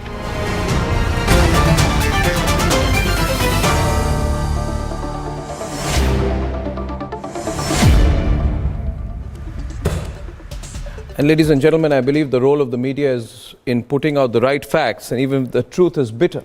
I am personally delighted, Prem Shankar Jha. I want to open with you and Abhijit Chawda, who's a historian. I welcome Sudhanshu Trivedi, M.R. Venkatesh, Amit Raina, Lokesh Jindal of the Congress, Professor Giri, and Ahmad Ayaz into the debate. I think it is really fantastic that finally somebody is exposing, and we are consistently exposing Nehru for what he was. He's a person who has compromised the country. And I believe you can compromise on a number of things and be forgiven for it. But I, for one, believe that if someone has compromised India, he can never be forgiven. And from the facts that we have, and we have had these facts for long, but certain section has been trying to downplay these facts, it's quite clear that Nehru compromised India, right? So we're going to be clear about it. Why did Nehru compromise India? Why did he compromise Kashmir? And in the process, compromise the country? And why should we not accept that and put that? There should be a whole chapter, I believe, in the history textbooks, Prem Shankar Jha, on how Nehru compromised India. And we must talk about it. After all, it's 2022, isn't it? We should have a conversation about it. What do you think? Are you asking me? Yes, Mr. Jha. To speak? Yes, I am. Yeah. Well, let me say one thing straight away. Nehru had difficult choices to make, and he made the right choice in wanting a standstill agreement. I will tell you why. Because if he had accepted the accession of the Maharaja without the kind of caveats that were put in later in Article 370, Hyderabad would have gone to Pakistan, and so would Junagadh and Manavatar. Kashmir had a 77% Muslim population at that time, undivided Kashmir, and the basic principle on which the princely states were asked to make their choices was communal composition and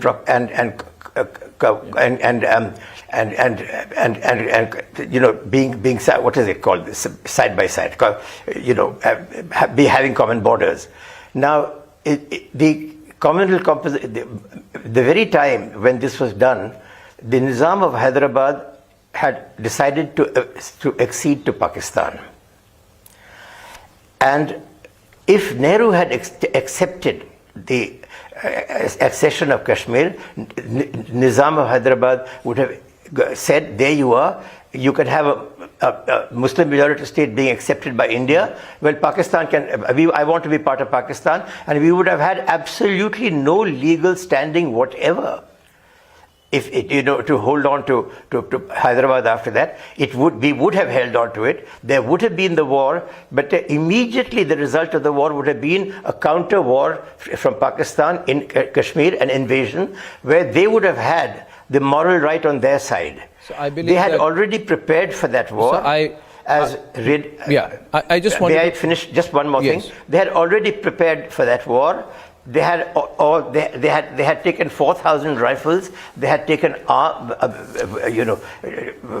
ammunition which was supposedly dumped in the bay in Karachi, but had passed it on to Kashmir. Everything was ready to go to war there, and they did in fact come, but they came without any legal standing, and at that point they would have had total legal standing. Yeah. So now I would like to counter you. In fact, I will make a small and limited point. I will hand over to Abhijit Chawda, and I want to tell you, Mr. Jha, I make these open disclosures. I am not in agreement with you on what you have said because I have facts on my side. The fact of the matter is, Nehru has had a consistent policy.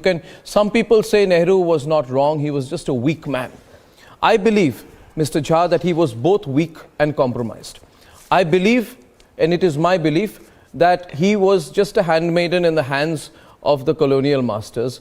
And I believe that he was an instrument for an extension of what the British wanted. And the reason for saying so is this, and Mr. Chawda can take it forward. The Maharaja was the popular leader representing the people of Jammu and Kashmir. Whose approval was Nehru waiting for? My question is, whose approval was Nehru waiting for? And why did he wait for popular approval only before signing the instrument of accession in Kashmir? Third question, was the defined modus operandi of accession for all princely states deviated from or not? Why did Nehru deviate in the case of Kashmir? Did or didn't Nehru act when Patel was already asking the Maharaja to merge? Nehru was fighting Patel on this. And therefore, the law minister is completely correct in accusing Nehru of delaying the accession. No action was taken by Nehru, despite Sardar Patel in July 1947 asking Maharaja Hari Singh to merge with India without any delay. So these are very straight questions, and viewers, we're having this debate.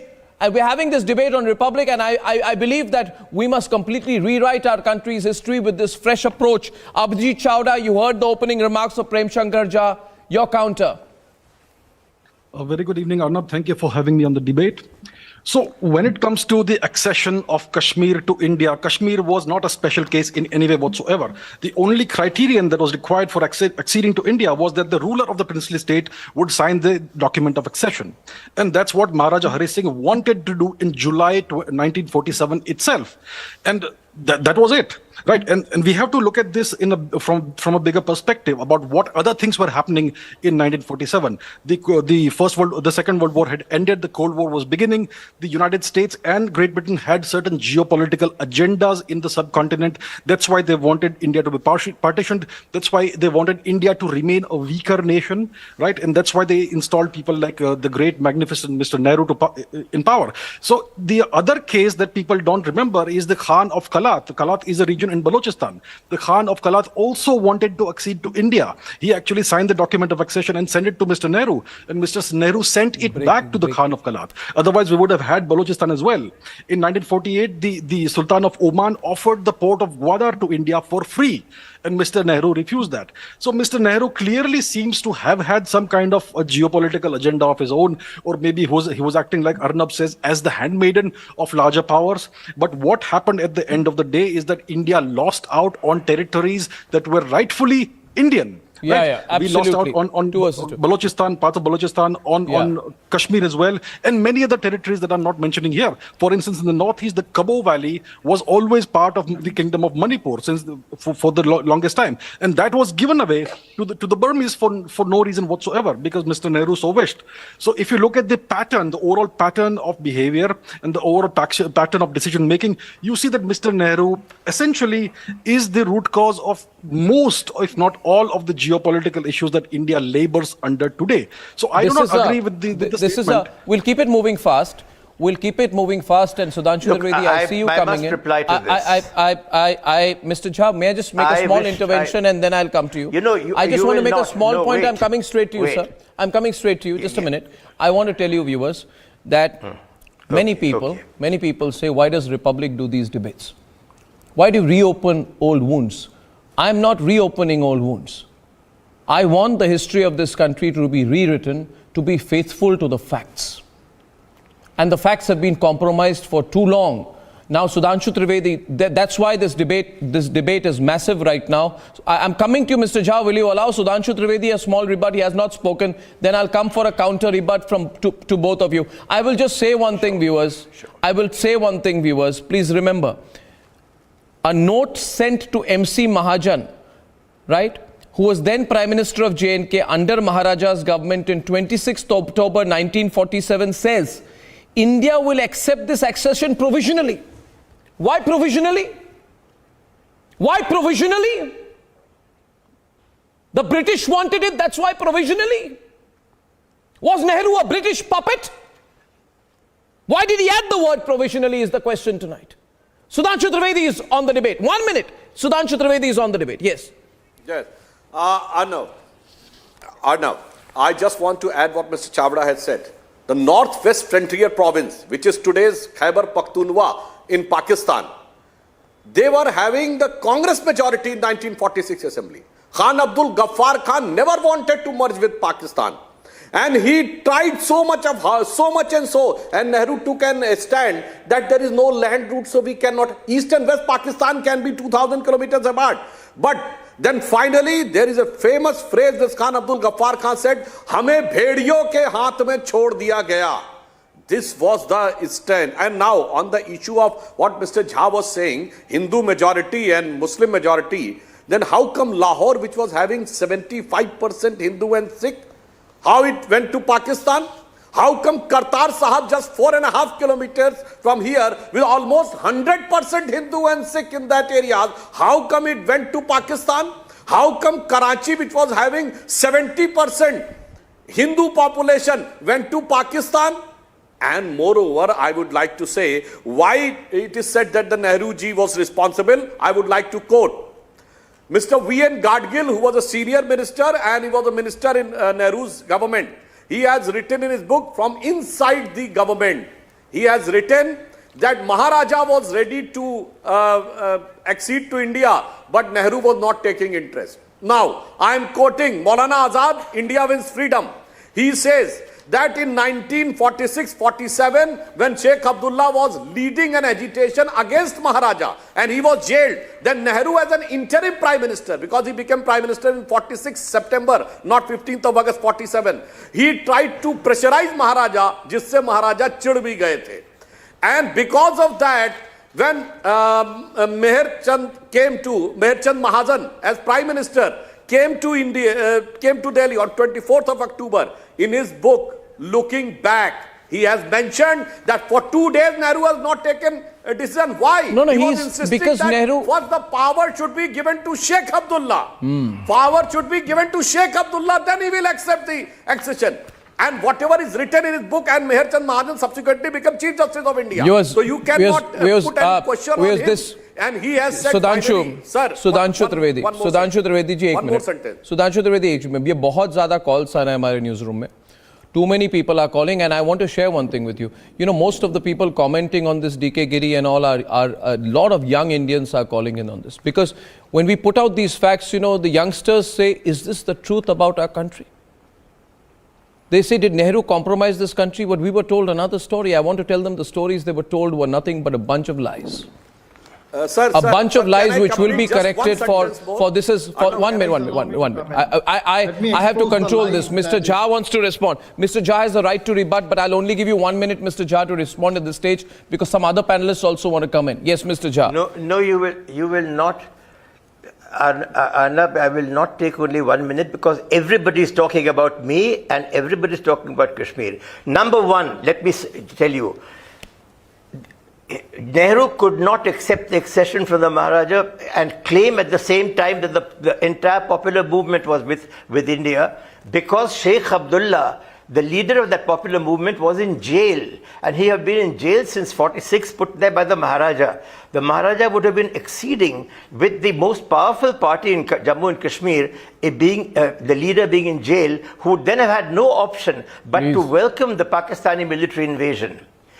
This is what Nehru understood. And at the same time, Wait, let me finish. I've heard, my dear friend, let me finish. At the same time, he was facing the accession of Hyderabad to Pakistan. What is Khan of Kalat in relation to Hyderabad? And NWFP, you got it completely and totally wrong. Please, for God's sake, look at the cabinet mission records and look at also my book. I have an entire book. I know where Nehru had to make difficult choices, and So I've this, also said that some of the choices were not correct. Sir, Nehru but is by not. and large, he Sir, didn't Nehru have an is not a option. man. And he did. Sir, He's the man who saved both Hyderabad and Kashmir. Both Hyderabad and Kashmir. We would not have had both. I wish to.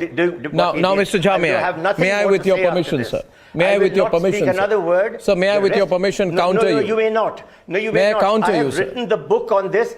I want to wait a moment. Let me just say no. Wait a moment first. Let me finish my last sentence. You're saying young people are phoning in. I want to tell all young people, I wrote a book based on day by day, minute by minute records, which all of you know about, and I'm not quoting correctly or misquoting, but not even quoting me.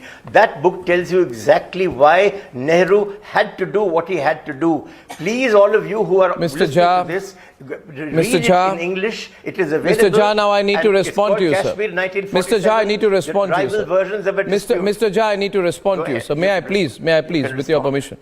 Mr. Jha, and I've got panelists here tonight. Young people watching this program, I know that the young people of this country are with me and against you. And let me tell you politely why you are completely and totally and unfortunately so wrong. How do you know that? How do you know that? How do you know that? I would tell you this. If I open the phone lines right now, you'll know it, sir. 1 minute, Sudhanshu Trivedi. But I will substantiate it. I will substantiate. I will go to I challenge you to a debate on the facts, Mr. Jha. But I want to tell you why you're wrong. And I hope that you have the heart.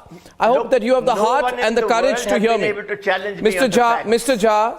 Jha, please allow me, because sir, I heard you. And we must extend ourselves equal favors. I extended you the favor. I didn't interrupt you. I waited for you to finish, and I need you to understand why I believe that you are wrong. Now, Mr. Jha, when I say that you are wrong, I appeal to you not to take it personally. Now, my point which I wish to make to you is this. Oh gosh. Right. No, Mr. Jha, I can't. Did I say that all that you said was hogwash? I didn't say that. I heard you. So let's not get discourteous with each other. The point is this: whether you like it or not, a Prime Minister of India who internationalizes Kashmir. Can you believe it, M.R. Venkatesh? Can you believe it? This man compromised India, Nehru, so much, M.R. Yes. He was so obsessed with Mountbatten. He was so obsessed with Mountbatten that he continued to take advice, I think, from him, even after the Raj ended.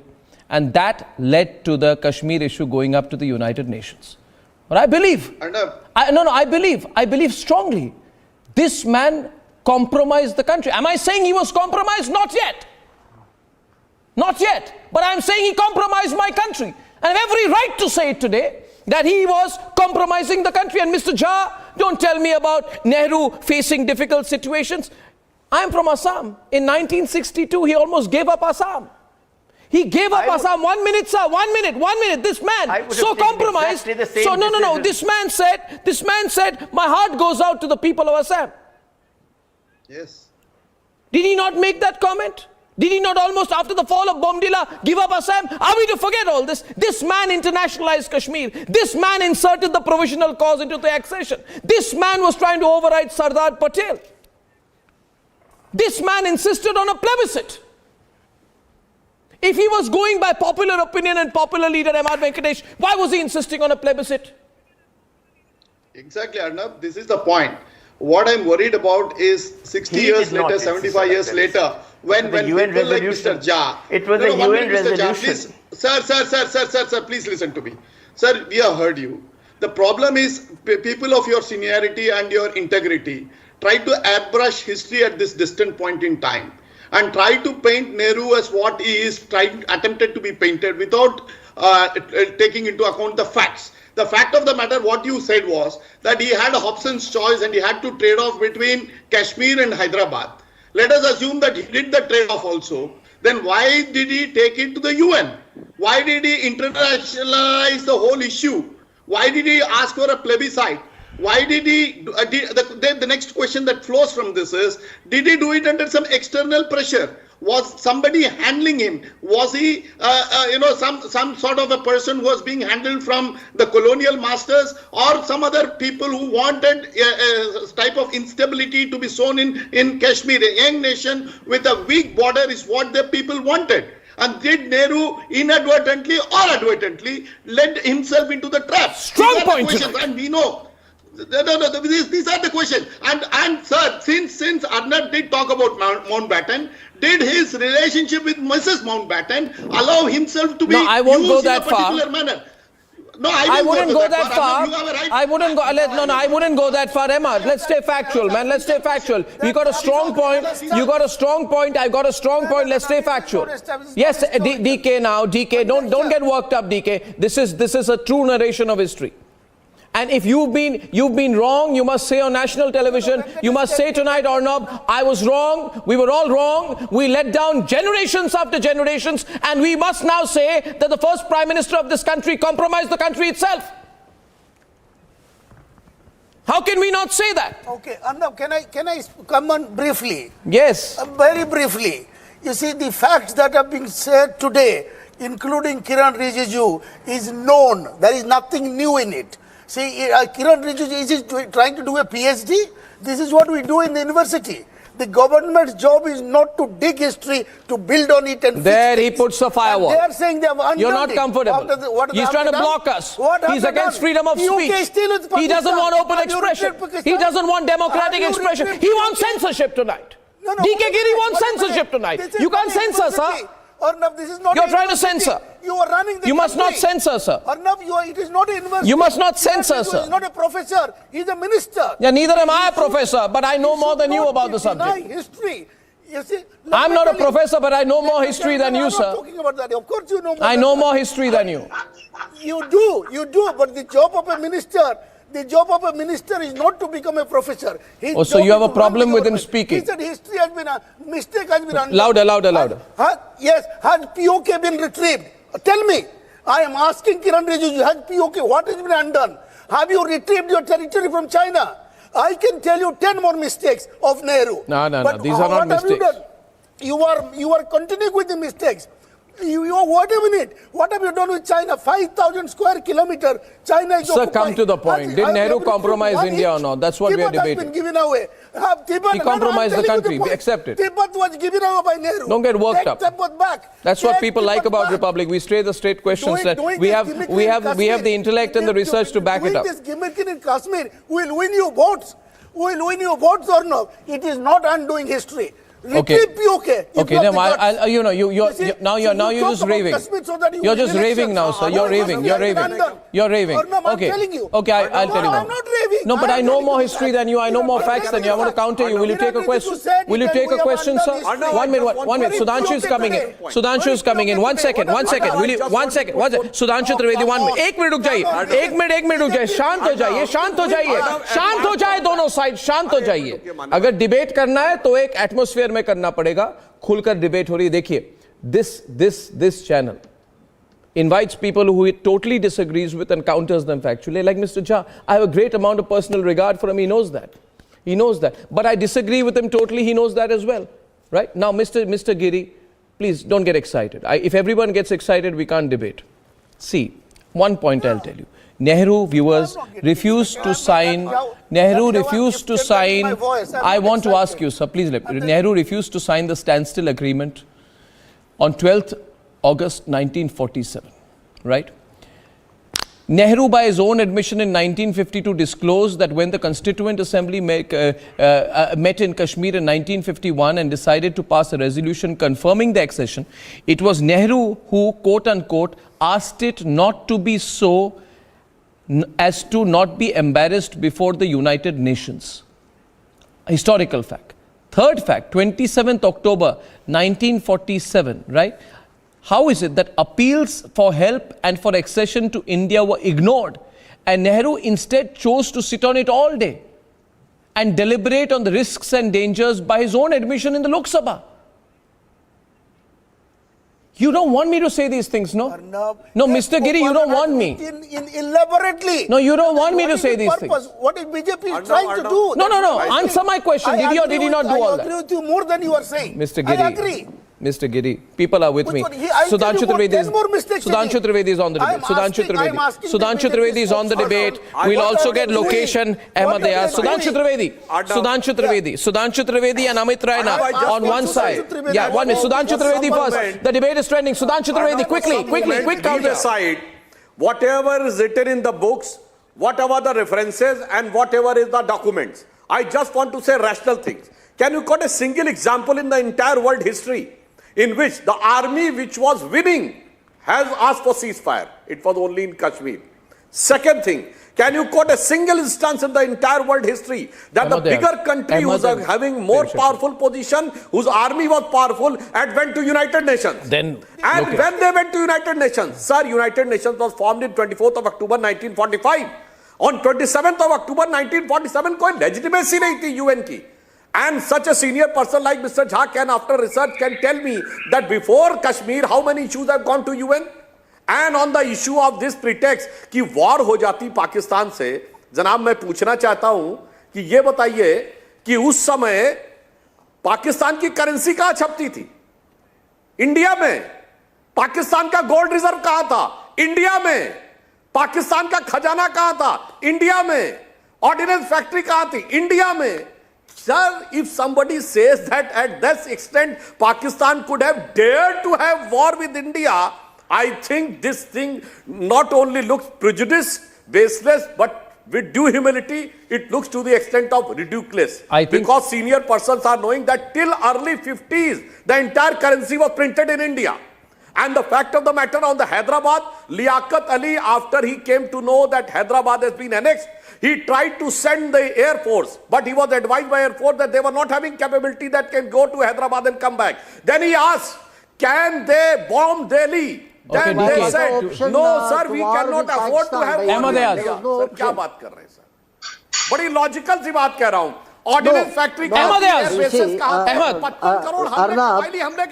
are many questions which warrant response.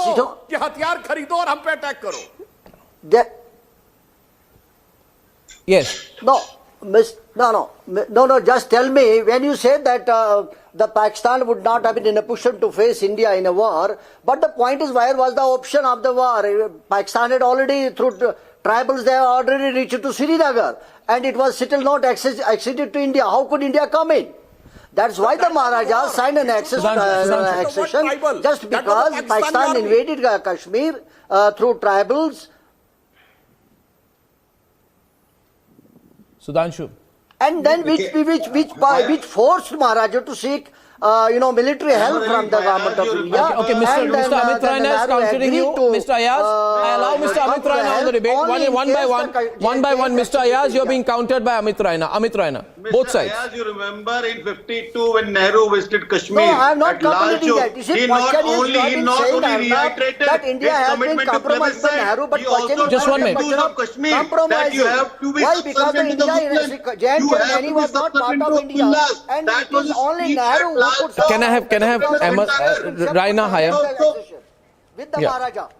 So it is clear that Nehru, I will not blame him for the first mistake which Raju blames him on the delay on accession, but on all other counts he's guilty. He went to UN on Mountbatten's advice, and what did Britishers do in UN? They went and supported Pakistan. How powerful you could become? Then he goes and does a ceasefire, and when you are winning. So he has been a bundle of mistakes. Now where they were it was his commitment to mistakes, or was he a fool? That I don't know. But there have been issues with Nehru on many things. He may have intention may have not been bad, but he had the gift of being gullible, and he had the gift of being fooled. And he was fooled by Sheikh Abdullah, who made him believe that he is the icon of secularism in Kashmir. I want to come in once more, please, if I may. And I will, no, 1 minute, just 1 minute. Ahmad Ayaz, I'll come to you in a minute. Just 1 minute, please. I now want to bring in on the debate. I want to bring in on the debate M.R. Venkatesh and Abhijit Chawda on one side, and Prem Shankar Jha and Lokesh Jindal on the other. And I wish to make a point. Viewers, we must do a rewriting of history and we must do an investigation of the history. Exactly. What are the things I want investigated? You see, I believe Nehru was working on Mountbatten's instructions because Mountbatten wanted Kashmir to merge with Pakistan.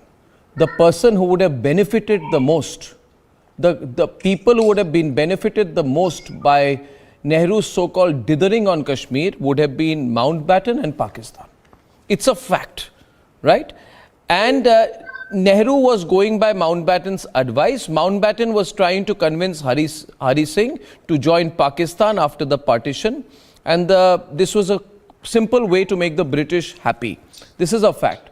We must open these chapters. You know, I've always wondered, Lokesh, 21st October 1943, Netaji announced the Provisional Government of Free India. 18th August 1945, Netaji mysteriously disappears. The next decade and a half, Netaji, his family members, people close to him are spied upon by a very insecure Nehru. Are these not the realities, MR? These are the realities. Nehru compromised the country, we all know it. We talk about Kashmir. I'm coming back to Kashmir. Lokesh first. Lokesh hasn't spoken. Lokesh. You're coming back when? Tomorrow? No, right now, in 2 minutes, after Lokesh. Merger to India. The person who opposed merger to India was Ramchandra Kak, the Wazir of Maharaja Hari Singh from 1945 till 47. And it was Ramchandra Kak who didn't want Kashmir to merge with India. Come on. And Which fairy tale are you putting out? No, who taught you these fairy tales? From 1945 till 11th of August. He's absolutely right. He was absolutely right. Doctrine. But he did not want it. He said we have no option but to do it. No. And secondly, when Ramchandra Kak was replaced by Janak Singh, Kak said we have no option but to do it. You can't blame Kak. And you can't blame on 15th of October in 1947, when Meher Chand Mahajan became the Wazir of Maharaja Hari Singh, at that point of time, the talks came. Okay, then I want to counter. Must merge with India. Then I want to counter. Then I want to counter. Let me complete. No, 1 minute. MR, just wait. MR, wait. I'm getting Mr. Jain because I promised him. And I don't break my promises. 1 minute. Mr. Lokesh, 1 minute. Mr. Lokesh, 1 minute. Now, we've had a little fight and a scrap at the start of the program where I had to tell Mr. Premchankar Jha that he's wrong and he's challenged me. I accept the challenge. Let's have an intellectual duel on the program tonight. Mr. Jha, you are wrong and I am right. My first point to prove that I am right is the following, and you can rebut me on this. Nehru had already tasked Sardar Vallabhbhai Patel to handle Jammu and Kashmir. He was, despite that, continuously interfering to stall the process of integration, right? Why did Nehru intervene and stall the process of accepting the accession to India when the then Deputy Prime Minister Sardar Patel was assigned the task? He was assigned the task or not, Mr. Jha, to integrate the princely states under the Indian dominion? And did Nehru not intervene? Just answer this one point. Yes. May I answer? Yes. May I answer? Yes. May I answer? Yes. Sardar Patel said, we have no option but to let Kashmir go to Pakistan. I can give you evidence of that. Now you start the attack Sardar Patel Nehru movement. Understood Kashmir. No, I'm not attacking Sardar Patel. I think he's a great man, for God's sake, and I knew him, unlike all of you sitting there. That's all right, sir. That's not my fault. Seen him alive and taken, Okay, now let me tell you something. Sardar Patel said to Nehru that we have no option but to let Kashmir go to Pakistan. And Ramchandra Kak had also said that very reluctantly. It was Nehru who said no because he was in touch with Sheikh Abdullah, who wanted to be part of India very clearly, right from the start. Now, had we accepted the accession of Kashmir while Sheikh Sahab was in jail, Sheikh Sahab's position and Kashmir National Conference position inside Kashmir would have been destroyed by a Muslim backlash. No, that's out. And the plain truth is, may I just finish this last sentence? I have not said a word. I have not said a word. No, it's all right. I have not said a word. Wait a moment. I've got to finish this. It's all right. I want to say, the fact is that we have both Hyderabad and Kashmir legally, which is an absolutely miraculous thing to have done, and that for that we owe that entirely to Pandit Nehru. Everything else that happened, the problems that we faced, were because we owe of nothing to Nehru, sir. Initial success. No. And if you don't accept that, I don't accept it, first Look, of all. I have written 2 books. Sir, I don't accept anything you've written in the books on that. That doesn't make it. Just because you've written it doesn't make it correct. Arey Baba, don't. No. Okay, no. 1 minute. Now, Lokesh, will you stay out of this for a minute? It's between me and Mr. Jai and Sudhanshu. So let's just all chill for a moment. I have. Thank you very much. Goodbye. No, sir. I'm challenging you. You can enjoy. I'm going to prove you wrong. You don't have to walk out, but I'll tell you you're wrong. I'm going. You need to hear that you're wrong, sir. You don't walk out. You accept a challenge. Read my books and then you accept a challenge just because in your book it's not right. I'm going to prove you wrong. If you're wrong, you're wrong, sir. Walking out won't make you right. Because they're not wrong. You are wrong, sir. Have the heart for me to prove you wrong. No. I will prove that you are wrong. I'll prove further. And if you're angry that I'm proving you wrong, it's not my fault. But I'm proving you wrong. I want to prove you wrong. British government tries Sir, to listen to one reason why I think you're wrong. May I make one more point to prove that you're wrong? Thank you, sir. Thank you for the opportunity. Here's one fact. Definitely, if you let me answer. Yeah, but then you have to let me ask. If you let me answer. Yeah, but you have to let me ask. How can you answer if I don't ask? You are the anchor. I am the speaker. I have the last word. Yeah, but then I'm asking. Can I ask? Can I ask now? Thank you, sir. Thank you. Wonderful. But now, allow me to ask, because I have a rather bad habit of asking long questions. Sudhanshu ji, 1 minute. And the other thing about my questions is that they are always factually correct. Now, Mr. Jha, why did Nehru intervene in Kashmir when they were apt? Why did Nehru intervene in Kashmir? I asked myself, when there were personalities like VP Menon who worked with Sardar Patel and used a conciliatory approach to integrate the 500-odd princely states with India. And why did Nehru not accept Hari Singh's decision to accede when the Government of India Act 1935 under Section 6 provides for princely states to join the Federation? See, these are clear questions. Because, yes, may I answer now, or will you again cut me every No, I never cut anyone. Something you don't like?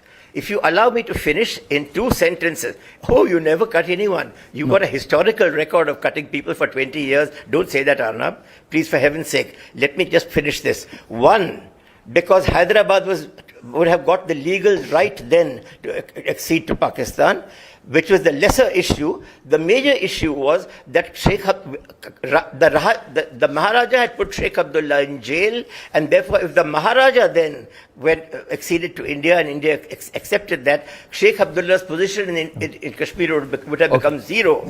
Jammu and Kashmir Muslim Conference would have become the main people of Kashmir, and they were wanting to join Pakistan all along. I have nothing more to say. Sir, you have to hear this last 2 minutes of the debate. You must not walk out. Sudhanshu is countering you. And I can counter you as well. My limited point, Sudhanshu Trivedi, is on whose advice was Nehru? On whose advice was Nehru referring to Kashmir as a special case? Why was he referring to Kashmir as a special case? Why was he insisting on installing Sheikh Abdullah at the helm? Sudhanshu. Mr. Jha was saying that Sheikh Abdullah was having so much of support that India had not taken Sheikh Abdullah would in the confidence. Then a Muslim backlash have overthrown Indian establishment and gone to Pakistan. Sir, when Sheikh Abdullah was put in jail by Maharaja Hari Singh and the Kabilis, and in a way, the Pakistani army in the disguise of Kabilis was there at the forefront of Srinagar. तब तो वो backlash इतना उत्पन्न नहीं कर पाए कि महाराजा हरि सिंह की फौज को हरा देते.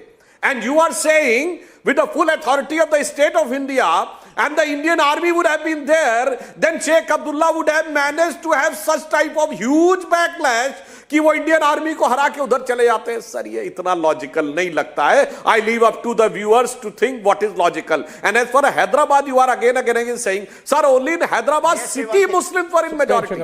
In the entire state of Hyderabad, the Muslims were not in majority. And if a city, I have given an example, why Lahore and Karachi both Hindu and Sikh majority have gone. How Kartarpur Sahib has gone, which was having 100% Hindu and Sikh.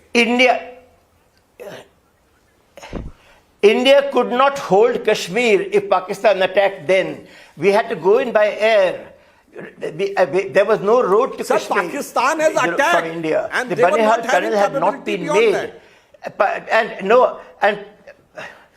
My dear chap, it was only because they delayed in attacking. They sent in the Kabylis, and therefore, because Sheikh Abdullah was out and the national conference was with us, now I have to. We went in legally. I'll have to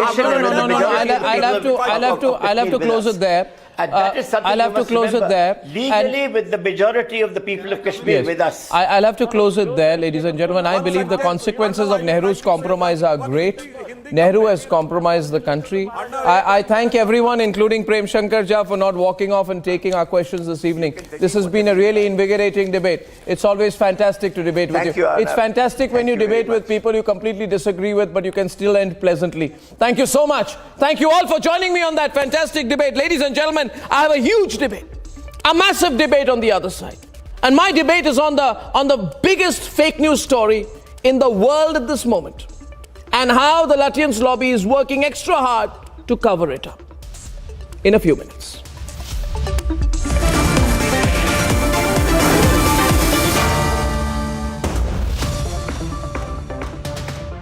आग को फैलने से रोकना मुश्किल है, पर नामुमकिन नहीं। अब फायरवॉल टेक्नोलॉजी के साथ सेंचुरी प्लाई क्लब प्राइम आग से बचाए। It's raring for adventure, a fierce hunter. The new breed rises above all others. A new breed of SUVs, the advanced Grand Vitara, rule every road. QS and THE, the world's foremost university rankings organizations, have ranked Amity amongst the top 3% universities globally, making it among the very few Indian universities to be included in both rankings. Yet another top ranking for Amity University. आग को फैलने से रोकना मुश्किल है, पर नामुमकिन नहीं। अब फायरवॉल टेक्नोलॉजी के साथ सेंचुरी प्लाई क्लब प्राइम आग से बचाए। And turns, here's a look now at other big stories today. Now, after the BRS alleged that the BJP is trying to poach their MLAs, the party's national vice president DK Aruna has denied the same, stating that this is just foul play by the Telangana government ahead of the by-polls. All their efforts of framing her party will go in vain after it will be proved that they had never come across the 3 MLAs. इसमें BJP party का कुछ भी इसमें वास्ता नहीं है, कोई संबंध नहीं है। जो लोग वो लोग बोल रहे टीवी में, जो बता रहे 3 लोग, हम तो कभी उनको देखे नहीं है हमारे पार्टी में। उन लोगों को वो तीनों कहाँ मिले, उनके फार्म हाउस में क्यों लेके गए? यहाँ तेलंगाना के सीएम साहब ने उनके पास जो भी पैसा कमाया तेलंगाना के लोगों को लूट के कालेश्वरम प्रोजेक्ट के नाम पे। A fierce clash ensued between 2 groups over a petty issue in Hardoi in Uttar Pradesh in the intervening night of Wednesday and Thursday, in which a father-son duo succumbed to their bullet injuries. According to sources, one side fired fiercely after attacking the other side's family with sticks.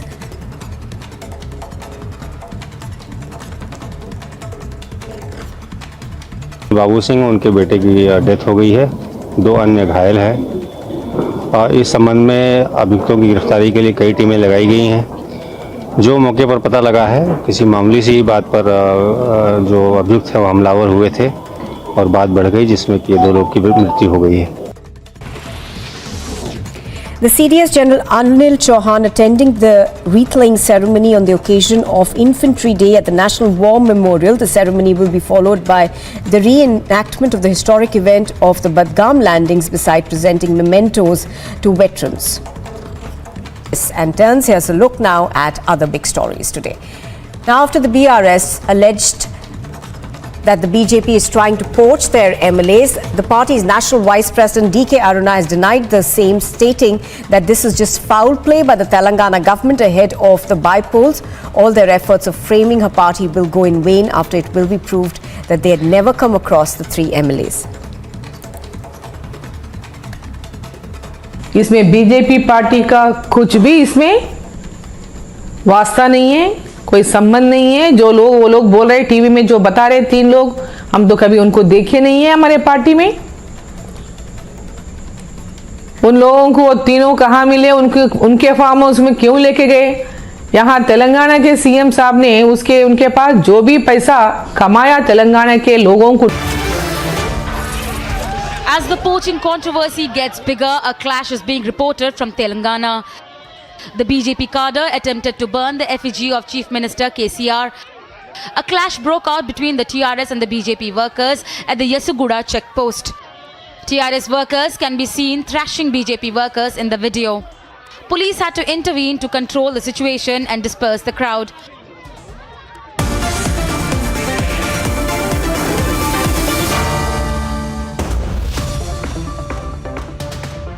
आग को फैलने